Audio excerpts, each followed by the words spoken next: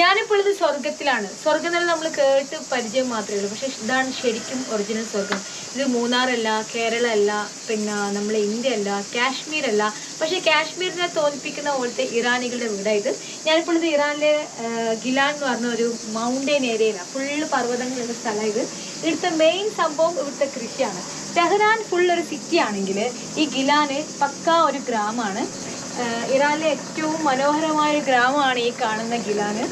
ഈ വീട്ടിൽ ഇപ്പോൾ ഇതൊരു വീടിൻ്റെ മുമ്പിൽ നമ്മളിപ്പോൾ ഉള്ളത്. പക്ഷേ ഇവരെ വീടുകളിൽ ഇങ്ങനെ കാണുന്ന ബാൽക്കണി ഉണ്ടാവും, ഇവർക്ക് കാറ്റ് കൊള്ളാനും മറ്റും വേണ്ടിയിട്ട്. ഇവിടെ അങ്ങനെ ഫാനൊന്നും ഉപയോഗിക്കില്ല, കാരണം ഫുൾ ടൈം ഇവർക്ക് നല്ല തണുപ്പായിരിക്കും. ശരിക്കും ഒരു ചെറിയൊരു കാശ്മീരിലേക്ക് പോയ ഒരു ഫീലല്ല. ഇവിടെ ഇങ്ങനെ നോക്കിയാൽ മതി, ഫുള്ള് കൃഷിയാണ്.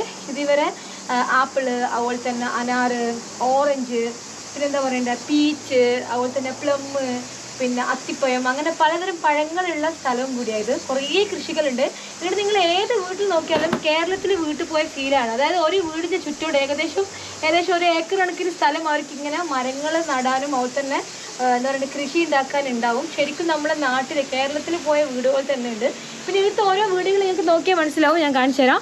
ശരിക്കും നമ്മുടെ നാട്ടിലെ വീട് പോലെ തന്നെ. പക്ഷേ നമ്മൾ വാർപ്പാണെങ്കിൽ ഇവർ ഷീറ്റാണ് ഉപയോഗിക്കുന്നത്. ശരിക്കും നമ്മുടെ നാട്ടിലെ വീടെന്നല്ലേ. നോക്കിയാട്ടെ, ഈ വീടിൻ്റെ ചുറ്റോടും കാണുന്ന വലിയ പറമ്പായത്. ഇവിടെ പലതരം കൃഷികൾ നിങ്ങൾ നോക്കും. ഏറ്റവും സൗന്ദര്യമുള്ള നാട് ഏതാണെന്ന് ചോദിച്ചാൽ അത് തുർക്കിയിലെ ചില ഗ്രാമം കാണുന്ന പോലെ തന്നെയാണ് ഇറാനിലെ ചില ഗ്രാമങ്ങളും. ശരിക്കും ഇവിടെ വന്നിരിക്കുമ്പോൾ ഏതോ ഒരു റിസോർട്ടിൻ്റെ ഫ്രണ്ടിലോ അല്ലെങ്കിൽ ഏതെങ്കിലും വലിയ ഹോട്ടലിൻ്റെ മുന്നിലോ പോയ പോലെ ഉണ്ട്. നല്ല കാറ്റാണ്. ടെഹ്റാനിൽ നല്ല ചൂടുണ്ടെങ്കിൽ ഈ കാണുന്ന ഗിലാനിൽ 24 hours തണുപ്പാണ്. ഫാനും വേണ്ട, എ സിയും വേണ്ട. എന്ത് മുൻചാലേ നാട് കാണാൻ.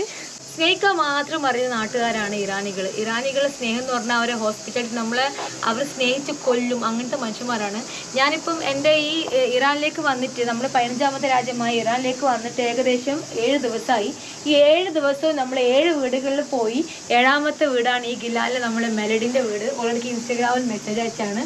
അപ്പോൾ ഈ നാടിൻ്റെ പ്രത്യേകത പറഞ്ഞാൽ ഈ നാട്ടുകാർ നല്ല മനസ്സും അവരെ സ്നേഹമാണ്. പക്ഷേ നിങ്ങൾക്ക് എല്ലാവർക്കും അറിയാം, ഇറാനും ഇസ്രായേലും യുദ്ധം കഴിഞ്ഞപ്പോൾ ഏകദേശം 2 മാസമായി.